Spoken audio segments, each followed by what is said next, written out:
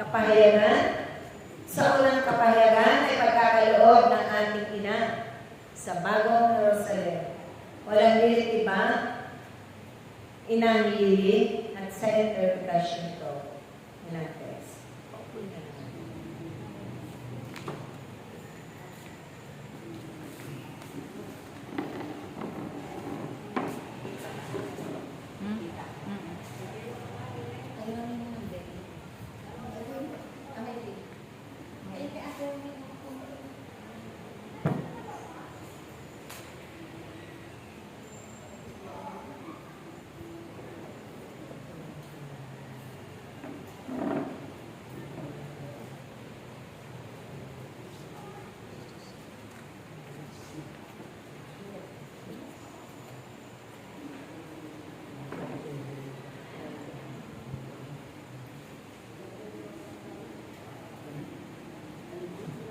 Sumayin niyo ang kapayapaan.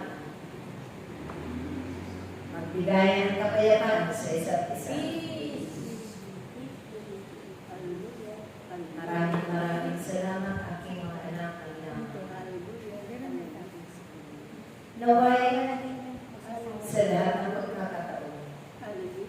Lagi ninyong talagitan ang ating pagkakataon. Lagi ninyong alnarin na ito'y inyong madalo. Napuno kayo ng kabalatan at kababahan.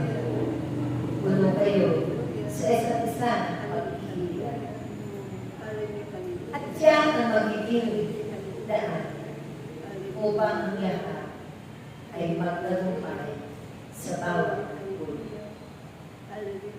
Maraming bagay sa mundo ang bumahalina ng mga tukso ng pagkakasala. Subalit, huwag ninyo itong bigyan ng alisin. Huwag bigyan ng pagpapahalaga. Dahil kailangan, hindi ito makatutulong.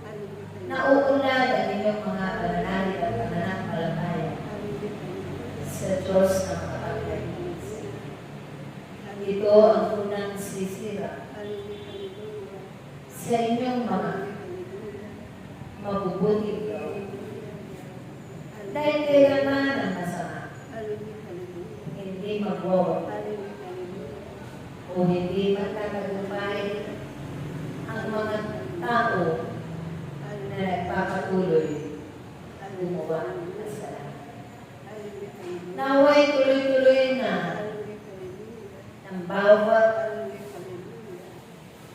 narito, tuluyang palikuran ang mga masasama ang makabubuli doon sa apoy upang sa mga panahon nito ay ang pagtunan ninyo ang paghahanda ng inyong mga sarili para doon sa kaligtasan patungo sa parkiso na kung naroon o nasaan ang gintong perahan ng bawat isa na inihanda ng Panginoong Yesu Cristo para sa inyo.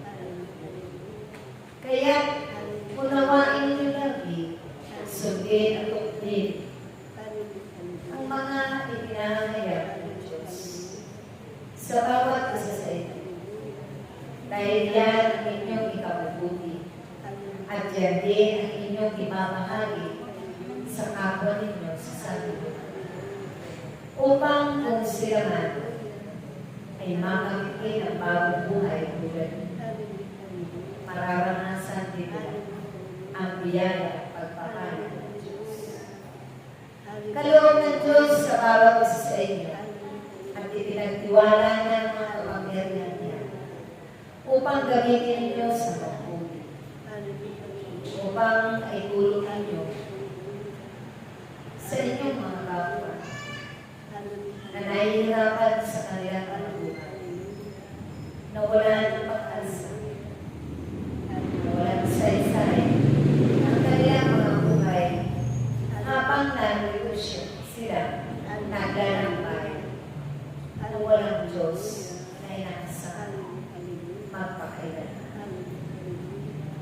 Kaya tingin ninyo lagi aking mga anak. Ang aming mga itinaabot ng kahayagan, mga katupan, paalala, sa bawat isa sa ito, sa pamamagitan ng mabuting balita, at lagi ninyong hangarin, na lagi ninyong taglay ang aking mga mahalagang buhay, upang kailanman ay hindi kayo magawin ng inyong mga kalaban. Ang inyong mga kalaban, aking mahal, ay nariyan lamang sa paligid. Kaya, kung batid na ninyo sa oras na iyon, palayasin na ninyo sa pamamagitan ng mga wika na makalangit. Itataboy ninyo ito agad-agad at huwag ninyong hahayaan na magtagal pa upang hindi sila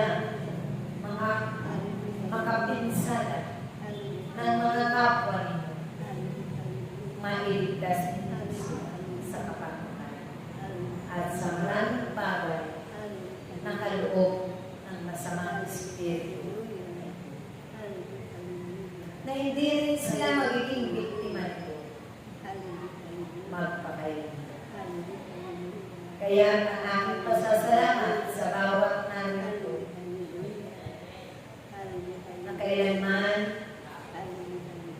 tapat na naglilingkod ang bawat isa sa inyo at kung puso ninyo pinari na ninyo ang inyong mga sarili para sa kapal, para sa pag-ibig ng Diyos na taglay-taglay ang bawat isa. Kaya naway manatili ang inyong pagkakaisa lang. Ang inyong mga panalangin ang namin para sa kapwa ninyo, para sa inyong salita, magpakailangan. Amen. Praise